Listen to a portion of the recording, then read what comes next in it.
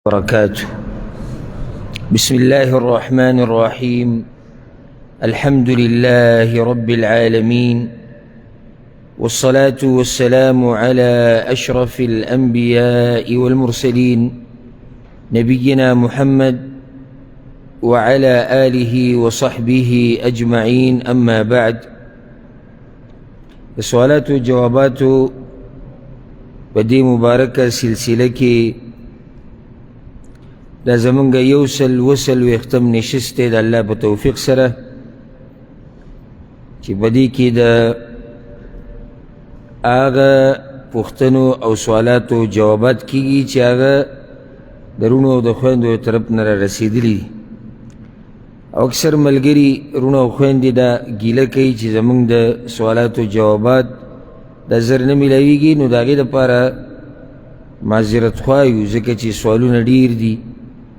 او وقت لگی موقع کمی. یعنی زمانگم دا زر گواری چی کم سوال را رسیده و دا غی پاگا ٹیم جواب کی دیکھو ہر کار ممکن نہیں. او دا دلالت پا دی بندیم کی پا دو خبرو، یو دا چی زمان پا معاشره کی دا آغا علماء کمی دی چی آغوی دا قرآن و دا حدیث پرنا کی دا معاشری مسائل حل کی. بلدہ دی چی اکثر پوخانو مولیانو زمان دا خلق دا دی سوالاتو سرا او دا دی پختنو سر دی سر نی دی عدد کری. نو دی الحمدللہ دی دور کی دی زمانہ کی دا خلقو دی طرف تا مخشوی دی چی دین ببارکی با تپوس کے مخ کی خود وقی سیوی یو دا چی سب بیان شو باقی زمانگا ایمان دے کہ آگی سر دلیلی کا نئی کا غلطی کا صحیح وہ بس بیان شوی دا کتاب کرا گئی دوی بدا چی دی دین لے دوم را قدر نور کو چی دیو بارکی دیم تپوسوش سڑے تپوس دا آگا سو بارکی دیر کی چی دا آگی قدر ہو سر دیری. لکه سنگ چی دنیا والا د خپلی دنیا گئی ببارکی پا مخت پوسو نکی کم نظام نوی روتو سچل بکیگی سب نکیگی روپی کتا شوا بر شوا مزدوری کم یو خدا کم ندخا وجه داگی دای چی دسر د خپلی دنیا غمی چی کم سڑے د دین غم ورسری اگر داگی ببارکی تا پوس کی زکی جاتا دا خبر معلومی چی دا سا ٹوغی ندی چی ما ہر سوکلو قصہ ختم شو بلکہ مانا با اللہ تا پوس کی چی دا کار تا کڑو دا تا پا صحیح طریقہ نو کڑا دلتا دا تا نا گناہ شوی دا دلتا دا شوی دلتا دا شوی راش زن پوکا چی چرت گناہ کے واقع نشم چرت پہ ناروا کار کے واقع نشم او دا عبادت کوم چی دارن اللہ قبول کی بخط طریقے سر یو سڑے زن سڑے کئی محنت کئی او یو عبادت لوخم ورکی او نتیجہ دارو دی چاکا عبادت پا صحیح طریقہ نا جی او کا عبادت اللہ قبول نکو مردود دے نو دا سمر لوی تاوان شو. ذکر اس الحمدللہ دا دی سوالاتو طرفتا دا پختنو طرفتا الحمدللہ دا خلقو توجہ زیادہ شوی دا. او پا دیکھ دا عرب چی سڑیو گوری حیران شیوتا دا دوی زنانا یعنی کم چی دوی پروگرامون چلی گی دا فتاو علماء فتوی ورکی نو پای که زنانه رابطو کی او تپوس کی دا مسئله او ما تا دا مسئله دا و دا بسکی او دا بس دومره دا کوئی سر دین غمی منگ چی کینو بس منگ کی کار سده خپا خپا بانی واچو دا پختنو صفت کوا دا نورو عیبون بیانوا لکه بس دا دنیا چی منگ پختنو فتح کرده نو پا دین کی منگ مخ کی پا غیرت کی موی پختانه مخ کی او پا هر سکی پختانه مخ کی سوال دا کم پختانه پا سکی مخ کی حقیقت ولی نوئی بس کی مخ کی کتوی پا دین کی مخ کی راش ما تو خواہ پا دین کی سنگ مخ کی کتوی پا دنیا کی مخ کی ما تو خواہ راش دنیا کی کمزی کی مخ کی کتا صرف دا یادے چی ڈس ڈوش دیر یلتا او منگ تماچی گرزو منگ ٹوپا کی گرزو دا دی قوم دا مخ کی تلو نخوا ندا دا دا شاعت تلو نخوا دا یعنی باز پا دی خوشحال دی پختن چیوی دسر ٹوپا کی دسر تماچی دلیل لے با دی بان چی پختن پا معاشرہ کی امن نیشتی ذکر ٹوپا کو تماچے گرزی او دلیل دی په دې باندې چې دغه معاشره کې که چا هر څه وکړو څوک تپوس والا نشته. داسې د خوشحالۍ خبر خو نه دی که نه د خوشحالۍ دی د خوشحالۍ دی. اوس د خوشحالۍ نه د خفګان دی. اوس دې ملک ته وګورئ ځه دلته چې تاسو د یو سعودي سره ټوپک او تماچې لیدلې الا دا که چېرته د شړو کې اوسېږي هغوی د خپل دفاع دپاره حکومت ول اجازت ورکړ بیا هم دا ملک مخکې دی. په دین کې هم دا خلک مخکې دي په دنیا کې هم مخکې دي او نه ټوپک استعمالوي او نه تماچې استعمالوي بیا هم مخکې دي. نو دا مې درته یو حقیقت بیان کړو چې صرف کار په دې نه کېږي چې ته خپه په خپه باندې واچې او د خپله درنه وي او د بل سپکه. درنه خو هغه درنه ده چې بل ستا درنه ووایي که نه. خپله درنه خو هر سړی وایي هر سړی خپله درنه وایي د بل سپکه وایي خو چې بارایي سړی درېمګړی ستا درنه ووایي نو دا بیا د کولو خبره ده. نو موږ ډېر شاته پاتې شوي یو په دین کې هم او په دنیا کې هم په دین کې هم او په دنیا کې هم دا حقیقت دی. دین زموږ دغه حال دی چې چا راته څه بیان کړو په هغې پسې روان یو چې چا راته کومه قصه بیان کړه په هغې سترګې په هغې باندې سترګې لمدې شي اوښکې تویو نه د عالم نه تپوس کوو نه دلیل پیژنو نه قرآن او حدیث ته رجوع کوو بلکې دغه قسم رانې ټینګه کړې چې د پلار نیکه لار. اوس که هر څه د پلار نیکه لار مه پرېږده په دین کې مخکې تله خو نه وي دا خو شاته پاتې کېدي. الحمدلله اوس دا زمانه چې کومه ده خصوصا د انټرنیټ دا خو د انګریزانو راویستی دې دپاره دی چې نقصان دی خلکو ته ورسي او د هغو پکې ډېرې فایدې دي خو الحمدلله په دې کې یو دا فایده ده چې خلکو باندې حجت قایم شو او د قرآن او حدیث غږ هغه ډېر حده پورې ورسېد ځکه چې مخکې به مخامخ چې تا ته څه وکړه به د اورېدو نور ستا خواصونه نه تا د بل عالم بیان چې ته اورېدلی او نه چا پرېښودي ته هغې ته نه کتابو یو دوه درې کتابونه د ملا صاحب سره به دوه درې کتابونه پراته وو بس ټولې مسلې چې د کلي دي هغه په دغه دوه درې کتابونو کې هغه کټې که به دې کې میلاو شو ډېره ښه ده که میلاو نه شوي دا ستا خپله بدقسمتي ده چې مسله ستا په کتاب کې نه وه راغلې. اوس الحمدلله علم زده کول اسان شو. اوس چې څوک نه زده کوي نو اخوا پوخاله بیا هم چا به څه عذر بیان کړو چې غریبي ده بهر علاقې ته موږ تللی نه شو زمونږ سره بل مولا نشتي دغه یو مولوي صاحب دی هغه هم مسلې نه ورځي زمونږ سره کتابونه نشتي دا خبرې پوخا کېدې او دا عذر و یعنې دا پوخا څه و عذر و. پښتانه به د خپلو کلیو نه چېرته نه وتو دویم دریم کلي ته به هم چېرته نادرن یو څوک تو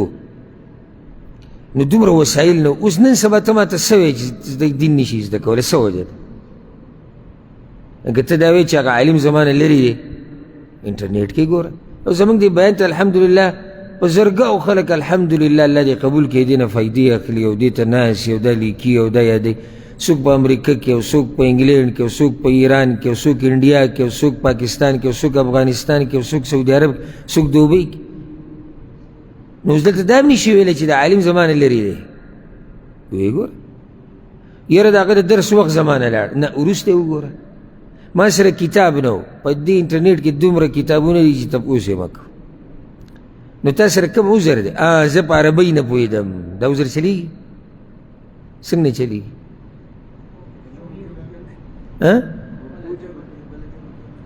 اردو ژبې ولی شتي علما پښتو ژبې ولی شتي پارسۍ ولی شتي بنګالۍ ولی شتي انډیا ولی شتي فلپینیان شتي انګریزان شتي عرب شتي ته کوم عذر ما ته بیانې هغه ما ته بیان کړه. یو عذر که ستاسو کې د چا په زړه کې او داسې اعتماد هم پوي چې زموږ دا خبره چلیږي ما ته یې بیان کوي اوس چې ستا دا خبره غلطه ده نه الحمدلله هر څه اسان دي. یو سړی ما سره نیټ نشتی اوس که څوک دا عذر پیش کړي نه دا هم نه چلیدونکی عذر دی یو دومره میموري کارډ میلاویږي هغه لاړ شي د بیانونو نه ډک او دغه وړوکی موبایل چې هغه لیټ چې په سر کې لګېدلی دقه موبایل کې ولګوه او خپل بیانونه بیا وره نه کوم عذر ته بیا وایې نو الله دې زموږ په حال رحم وکړي. دې دلاسه اوس سوالات ډېر زیات راځي او د هر چا جواب ته رسېده ناممکنه ده، ځکه چې خپل مصروفیات یې نور درسونه دي، لیکل دي، بیانول دي. یوازې خو دا نه چې سړی بس ناست وي دغې ته چې سوال لاږه زه به ټکه جواب ورکړم، سوال لاږه زه به ټکه جواب ورکړم. نو په دې کې زموږ دا عذر چې دی دا قبول کوي. اگر نه زما پسې تاسو شئ، ما ته بعض کسان ووایي موږ ټلیفون کوو، موږ میسیج کوو، زه ته هم زما د موبایل ته وواله. که تا د دې ټلیفونونو جواب وکړو زه به دله انعام هم درکړم، زما د موبایل هم تا ته پاتې. او سوالات و جوابات مه کوو ځکه چې علم د سره نشتی، صرف په دومره وایه وعلیکم السلام ته څنګه یې زه ښه یم او بیا به ملاقات وکړو. دا به ټولو ته وایې، دا موبایل هم شته او انعام به دله هم درکړو. او چې زه ټلیفون اوچت کړم ما سره څوک دومره مختصره خبره خو نه ختموي، د هغه مسله ده، د هغه قصه ده، د هغه خبرې دي او دا به زړه کم راړه کم نه دقې ته به زه ناسي. نو کله د مخامخ سړي عذر هغې ته ګورئ. دا یو سوال رور کړی دی، وایي دا حدیث ما یو کتاب کې ویلی دی چې کله آدم علیه السلام نه خطا وشوه او هغه ونې ته نږدې شو، د کمې ونې نه چې الله منع کړی و د هغې نه خوراک وکړو، الله هغه د جنت نه راوویستو سره د بیبي حوا. نو هغه بیا الله ته ووایي چې ای الله یا الله ما د محمد صلی الله علیه وسلم د مخه وبخه. وی الله ورته وایي چې ای آدمه ته محمد څه پېژنې او هغه لا ما پیدا کړی نه دی. وی آدم علیه السلام ورته وایي چې تا چې کله زه پیدا کړم په خپلو لاسونو او په ما کې دې ساه ور واچول او ما دا سر اوچت کو، نو هغه روایت کې داسې راځي کوم متن چې د عربۍ دی فرأیتو علی قوائم العرش مکتوبا، نو ما د عرش چې کومې خپې دي په هغې باندې مې دا خبره ولیده لیکلی شوي پې لا اله الا الله محمد رسول الله. نو ما ته پته ولګېده چې یو مخلوق لا پیدا نه دی او نوم یې په عرش لیکلی شوی دی، نو دا به تا ته ډېر ګراني. نو الله ورته وایي چې صدقته یا آدم، رښتیا دي وایي آدمه انه لاحب الخلق الی، په دې مخلوقاتو کې دی زما د ټول نه زیات خوښ دی او فقد غفرت لك، ما ته وبخلي ولولا محمد ما خلقتك، که چېرته دا محمد صلی الله علیه وسلم نه ما ته پیدا کولی هم نه. نو دی دا روایت څنګه دی؟ اوس وګوره دا روایت شتي، کتابونو هم راوړی، هره خبره چې کتاب کې دا صحیح نه لازم نه دا صحیح. بعض موږ ته وایي نه نو اوس موږ هم حیران یو، که هلته زموږ مولوي صاحب هم حدیث وایي، هسه وایي. یعنې د عوامو دا مطلب دی چې کومې خبرې د حدیث نوم ورکړو دا به صحیح، دا به صحیح، لازم به صحیح، ځکه چې مولوي صاحب څه ووایي حدیث کې راغلي. ما تاسو ته خبره ذکر کړې ما د یو مفتي چې په مفتو کې مفتي شوی و د هغه د سوالاتو جواباتو نشست کتو آنلاین ناسو. نو اوس خلک پوه شوي دي دلیل غواړي او الحمدلله دا هم د دې سلفیانو احسان دی په دې خلکو باندې د الله نه بعد چې دلیل سره عادت کړو. نو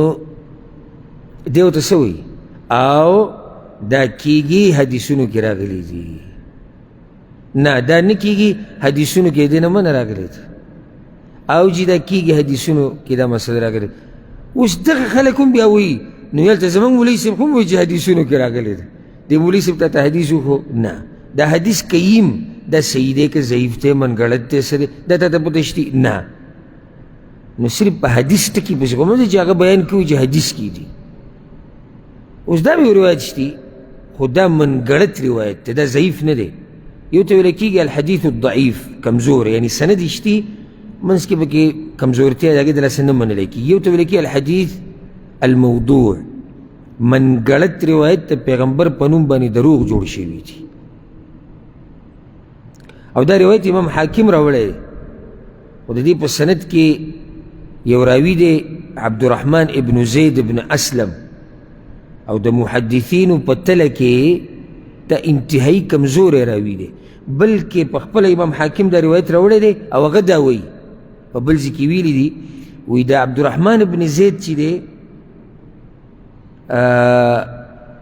دی وایي قد اتهم بوضع الحدیث په ده باندې دا تهمت و چې ده به حدیثونه د ځان نه جوړول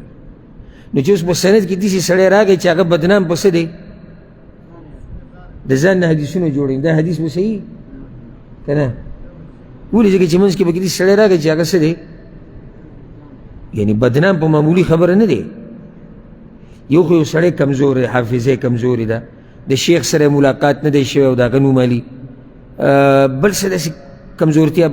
یو سړی بدنام دی په دې چې دی د دروغو حدیثونه جوړوي او دی په سند کې راغلی دا به څنګه قبلېږي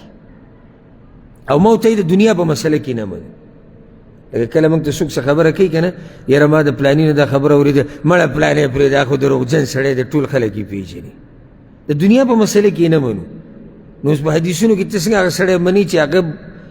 بدنام په دې دی چې دی د دروغو حدیثونه جوړوي نو دا د محدثینو په تله کې لکه امام ذهبي امام ابن حجر امام بیهقي امام ابن کثیر دا غټ علما او شیخ البانی رحمه الله ټولو دې روایت ته منګړت ویلی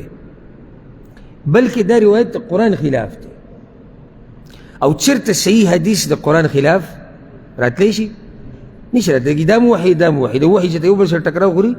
نه اوس قرآن کې الله سوی په سورة الاعراف کې چې کله د آدم او بیبي حوا علیهم السلام دوی دواړه لاړو د دې ونې نه خوراک وکړو الله ورته ویل الم انهکما ما تاسو منع کړي نه وایي چې دې ونې له به نه ځئ تاسو ته ما ویلي نه و چې شیطان ستاسو دشمن دی تاسو بیا هم د هغه په وسوسو کې رالی الله وی قال ربنا ظلمنا انفسنا وان لم تغفر لنا وترحمنا لنكونن من الخاسرين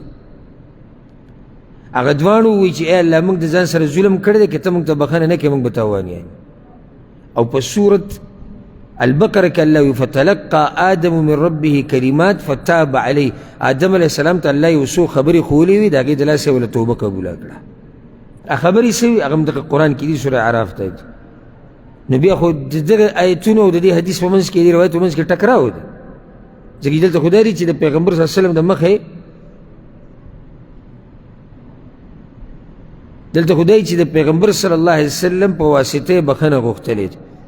حالانکه قرآن کی دیسی نه دی نو دا روایت څه دی منګړت سره ته څه ته وایي دروغ وته دا روایت سوچه دروغ دی د پیغمبر صلی الله علیه وسلم په نوم باندې